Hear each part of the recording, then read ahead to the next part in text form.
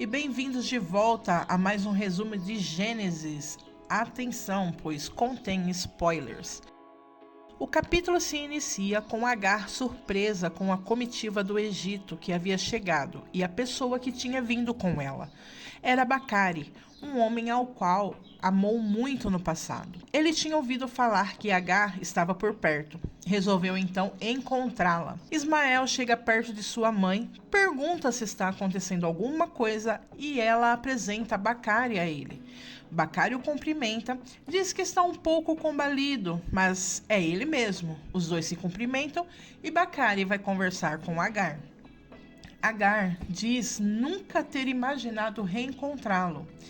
Ele comenta que sabia que encontraria novamente. Foi vê-la assim que soube que estava por perto. Ele fala de sua vida, que sua primeira esposa já havia partido, teve 3 esposas, mas nenhuma delas compensou a mulher que ele mais amou, Agar. E diz que ainda ama muito. Ela fica sem jeito, então diz que nunca deixou de amá-lo. Ele, depois de lembrar que era para ter perdido a vida nas mãos de Massá, diz que acabou se casando com a moça que o salvou. Diz ainda que foi ela quem o fez ver que havia sentido na vida e que foi por causa dela que tinha decidido não se vingar de Massá. Agar chora e ele a consola. Tudo já passou e quer começar de onde eles pararam. Então ele a beija. Deus diz lá em Deuteronômio 32:35: o ser humano não tem estrutura para se vingar, porque se enche de raiva e rancor, faz mal a si mesmo e a todos ao seu redor.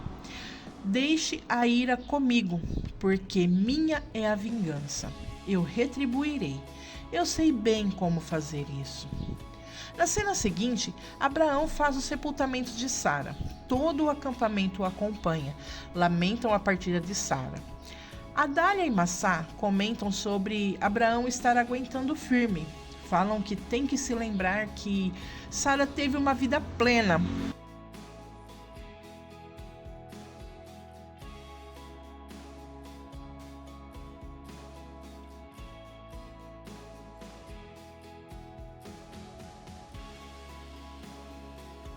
Quando finalmente Sara é sepultada, Abraão faz um discurso e diz: Sara está descansando agora, com nosso Deus. Um dia cada um de nós fará o mesmo. Cuidemos de nossa fé nele, para que, acima de tudo, quando esse dia chegar, possamos ter a mesma paz que a mesma Sara está tendo agora. Ele encerra seu discurso abraçando seu filho, e todo o acampamento chora junto com Abraão.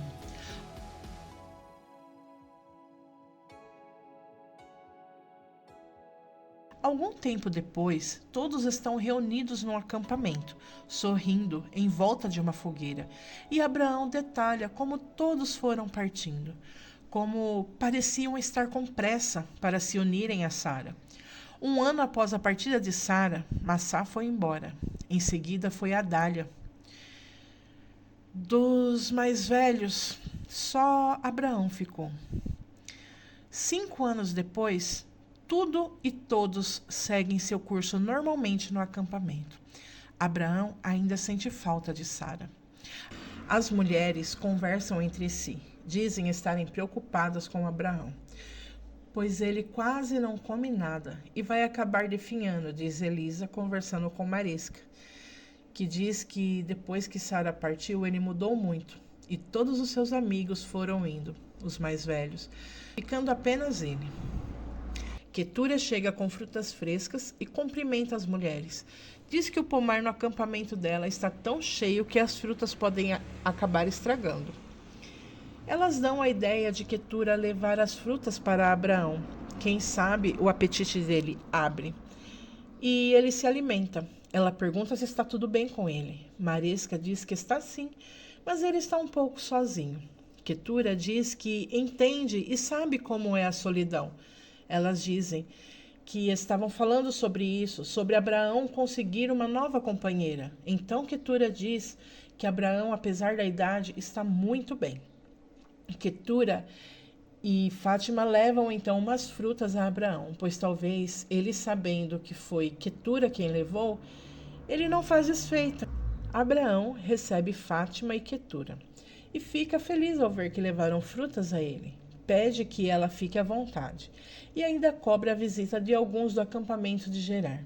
Ela diz que estão bem e logo farão uma visita a ele. Abraão experimenta as frutas que Quetura levou, gosta e agradece a Quetura. Ela fica observando animada enquanto ele come. No campo, pastoreando ovelhas, Isaac, Caleb, Azel e Alon conversam sobre sentir falta de Sara, pois era uma pessoa muito querida. Isaac se sente incomodado ao ver que está sendo observado pelas garotas hititas, enquanto Caleb sente-se animado. Os homens olham para elas e não gostam de suas atitudes. Dizem que são assanhadas e que não deveriam ser assim. Eles decidem avisar Abraão, antes que tudo saia do controle em relação a Isaac. Caleb, animado, observa como são bonitas e se anima por não pararem de olhar para ele e Isaac. Isaac, incomodado, se retira do campo. Leora e Omar, após 15 anos, retornam ao acampamento. Um pouco ansiosos e receosos, pois não saíram de lá de uma forma muito aceitável. Isaac, consertando coisas, ainda muito incomodado, desconversa quando Gati pergunta se ele está incomodado por causa de alguma garota que o interessou. Gati diz que é natural e que ele está na idade de se casar. Isaac, ainda incomodado, diz que ainda tem muito tempo para isso e que prometeu à mãe que se casaria com uma mulher que amasse a Deus em primeiro lugar, que por ali ainda não havia nenhuma com esse perfil. Azel conversa com Abraão sobre Isaac e sobre encontrar uma esposa para ele, pois as hititas estavam se engraçando para cima dele. Abraão então manda chamar Eliezer para tal tarefa. Na cena seguinte, Caleb corre e chama Gati, que está na tenda com Isaac. Diz que precisa ir urgente aos carvalhais, pois o estão chamando, mas Gati não sabe que se trata de uma desculpa para deixar Isaac sozinho. Quando Isaac fica sozinho, Uriara entra na tenda e tenta seduzi-lo. Pergunta por que foge dela.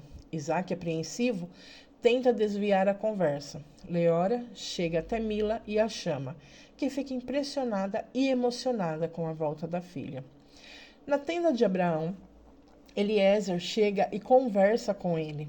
Abraão pede que ele jure, colocando a mão por baixo de sua coxa, que irá à sua terra e sua parentela, e encontre uma esposa para seu filho Isaque, uma esposa que fosse fiel e serva de Deus.